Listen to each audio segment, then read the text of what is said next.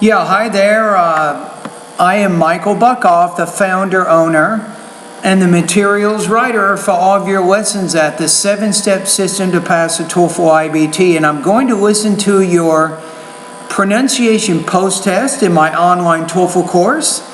And hey, you're also one of my students in the English language program at California State University, San Bernardino. And you're a great student. You worked very hard this quarter. And it is my privilege to listen to your pronunciation post-test.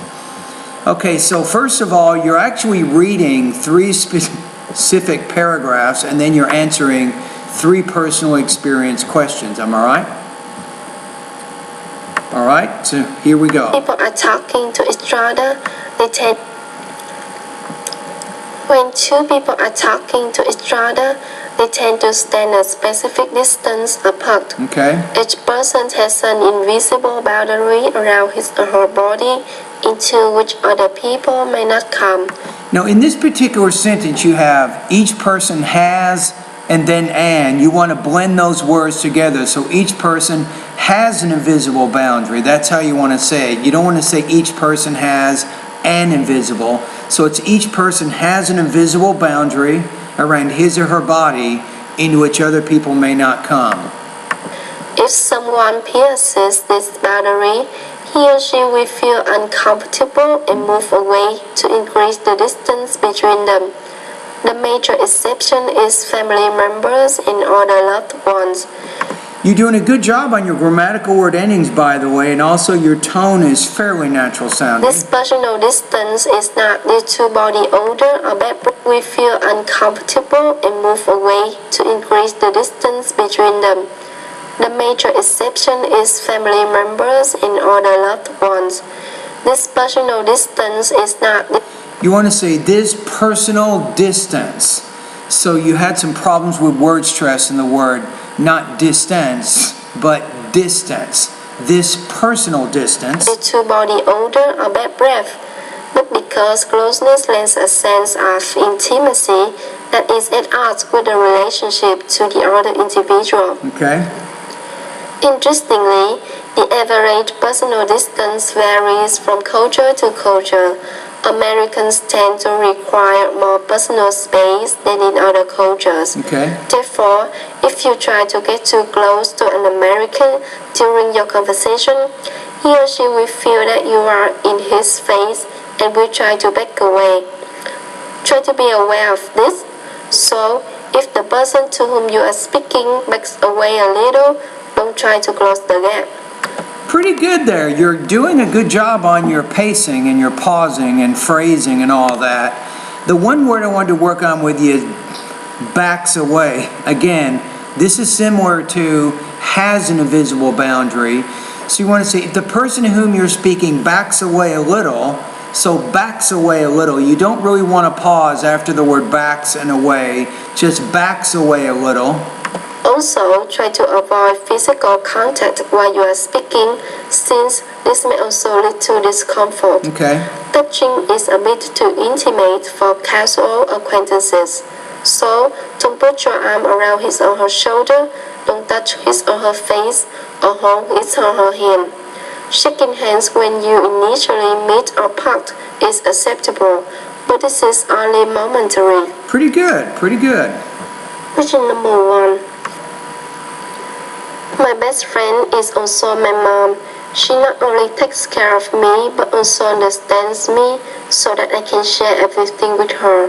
Okay. That's why she's really important in my life. Okay. There was a time when I was really upset with my boyfriend. My mom came to me as a friend and made me feel so comfortable to tell her what happened between us.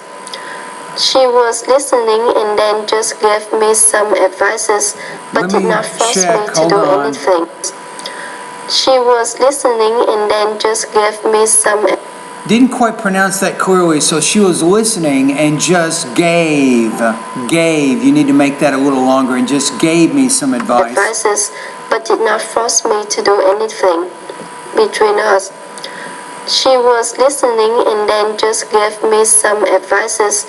You want to stop there. Advices, we typically don't use it that way. Advice is considered an uncount noun. So you have to say, she gave me some advice, or she gave me some pieces of advice. If you want to make it countable, you can put the word pieces in front of the word advice, and that would be correct. But the way that you phrase it was not grammatically correct. But did not force me to do anything.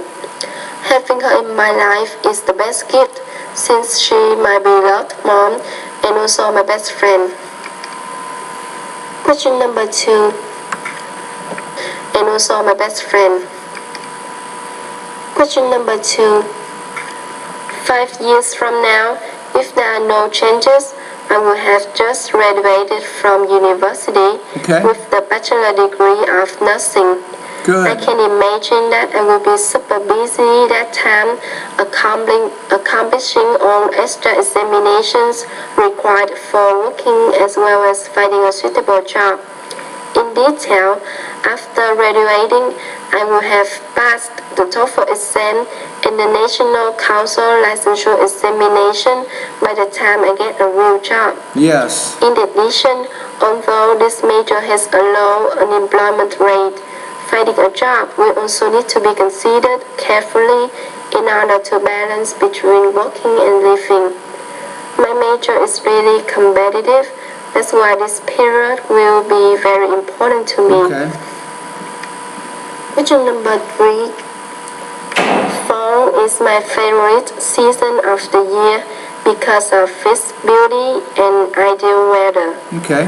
Firstly, so you have a pretty good topic statement in the beginning around which you can organize the body of your speech. Mentioning the fall season, I immediately think of the beautiful landscapes which are created by many colorful Let's say beautiful landscape, scape. leaves falling out the trees and covering on the streets. Therefore, the scenery looks so red and romantic than ever. Okay. Secondly, autumn always brings the best and covering on the streets. Therefore, the scenery looks so red and romantic than ever. Secondly, it looks so romantic. No, it looks more romantic than ever. So if you use the word then, you have to use more, right? So that's considered a parallelism issue. Autumn always brings the best weather since it's cool, not too cold or too hot. Okay. This weather makes me feel comfortable so that I can go outside and enjoy it. Especially thanks to the nice weather and beautiful landscapes, I can hang out with my friends and take several pictures. For those reasons, fall has become the best time in my life.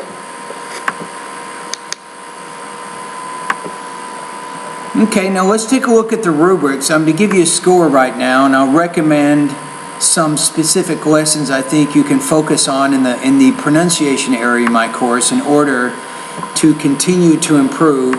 And the main thing you're already doing, just keep speaking a lot of English. This is very, very important for you. All right, based on the post-test here,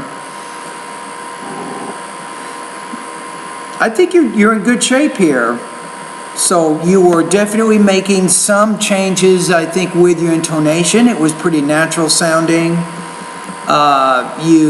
You're trying to remember to pronounce those final S's and EDs on the ends of your words and your final and medial consonants, so you're doing well in those areas too.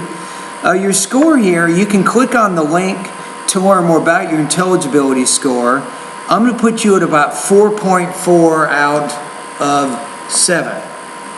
So I'm going to put you at high intermediate level in your speaking abilities. You're not quite advanced yet, at least based on some of the problems you're having right now. So if you go back to the pronunciation area of my course, okay, here there are some lessons I think that you can focus on in order to continue to improve. One of them is pronunciation lesson number 10, the A vowel. That long A, you can definitely improve in that one a little bit more. Okay, in the second half of the pronunciation section of my course, I'd like to have you work a little bit On thought groups and blending, this is pronunciation lessons 41 through 44. So I think I pointed out a few times in your response where there's sometimes you have a verb, then you have a preposition after that, and you want to link or blend the last sound of the one word, the first sound of the next word, and you're having a little bit of trouble doing that. And that does prevent you from sounding more natural. So in order to continue to improve your speaking and pronunciation of American English, you want to become more comfortable with blending. Alrighty, so your score here for the purposes of this class, let me go ahead and go to the syllabus here for a minute.